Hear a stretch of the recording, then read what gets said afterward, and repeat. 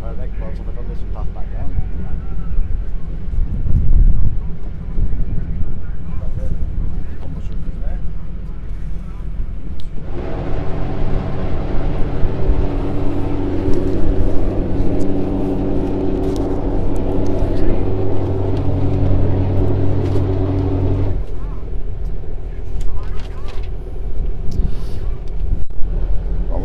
Nu var vi datter här och vi då finns utslutning av regel nummer 1 och 2.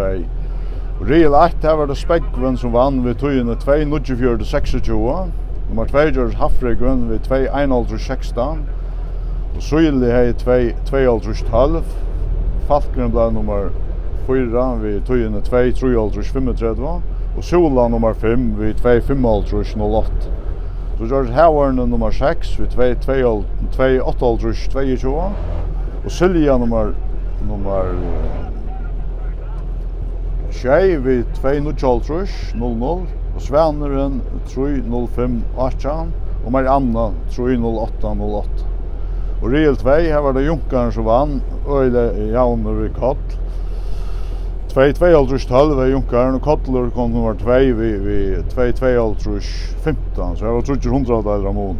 Och så var det Tuttlinger som var nummer 3 vid 2-2-15 och Plane nummer 4 vid 2-5-84 och Ingebjörg nummer 5 vid 2-8-64.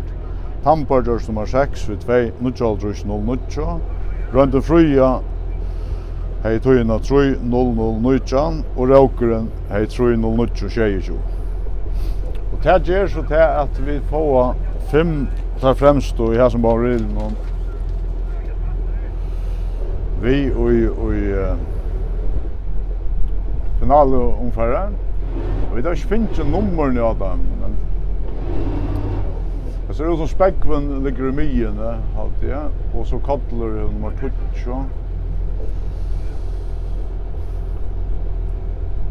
Speckven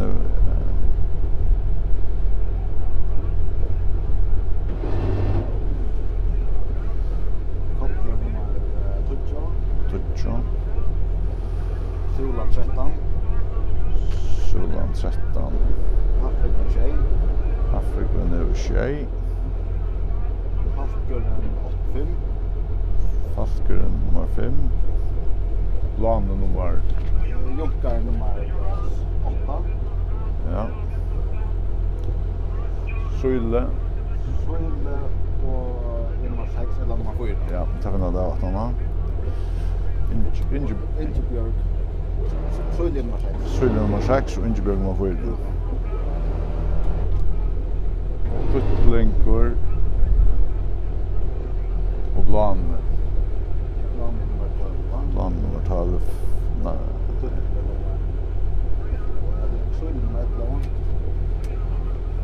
Jag vet inte, vi har kört det finns skilbås nummer där. Vi får röna få skilbåda. Det ser ut där för att starta går det.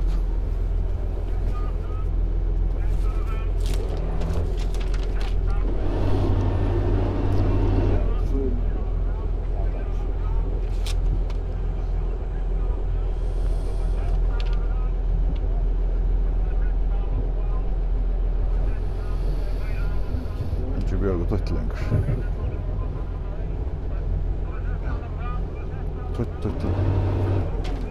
Tuttlinger var nummer 11, va? Ja. Halda ut.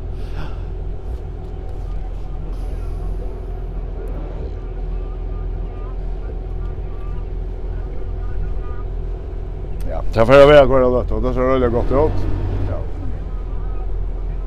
General Tutta startar man. Det blir det gott här. Det får en narskast.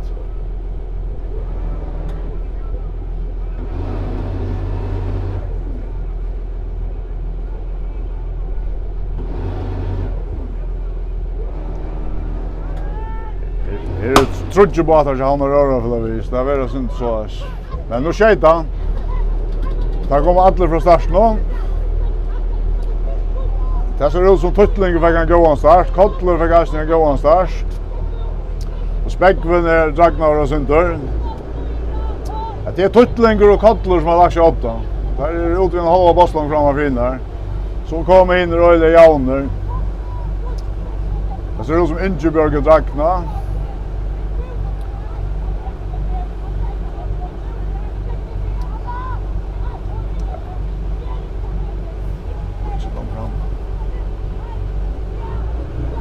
Det är öjligt spännande i toppen. Där har det går 100 meter. Jag alltid skyldig är 8 allt. Ja, det är synd ivasamt vis nu baden. Det är inte han har röra väl nummer 8, nummer 11 är i körliga cykel kvar den där, men så är Kattler nummer 2, Speckven nummer 3, Speckven är nästan en boss långt utanför Kott. Vi var komma 300 meter mest då. Det är nummer 11, det är inte han har röra väl som är främst. Jag är körliga klar i kvar den där.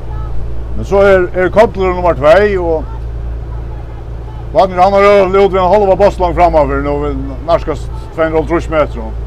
Kattler är så laser av Speckvan och Speckvan är så att laser av en rider på en 4 båtar där lite öle i ån.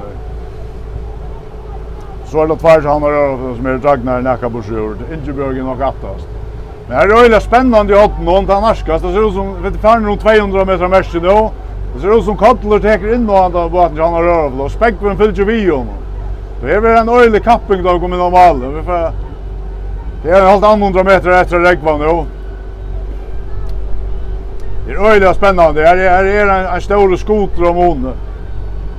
Bara han har rört som är nummer 1 och är körligt klar i hur det är att han är en skot framöver. Men det ser ut som Kattler för att täcka nu. Det är 120 meter efter om all. Kattler gänger öjligt i enda sporten och Speckven är hårt Drakna. Det ser ut som Kattler för att täcka ungefär om 100 meter nu. Och det är öjligt, det är öjligt spännande i toppen. Det är pura jauner nu och kommer in mot 30 meter mest nu. Och nu gänger Kattler från honom. Han är ute vid en stor skot framöver.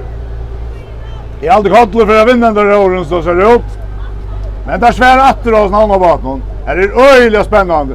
Vi får vara malen och det är en 20 meter efter normalen. Det är öjligt jauner. Det är en spännande rör med det där. Men i alltid Kattler är om honom. Vi är malen och nu han får skjuta går det då. Det är Kattler som är nummer 1 och så nummer 11 är nummer 2. Och så är det efter öjligt tant i mitten. Junkaren och han har båten i Ronavik och så kommer Västmanland båten och 15 plats. Så kommer in i röjliga jauner i Torrkörliga och tackar där med den går. Ingebjörg är så han som är attast. Det var en spännande rör men det var inte ny om att det var Kattler som vann allt.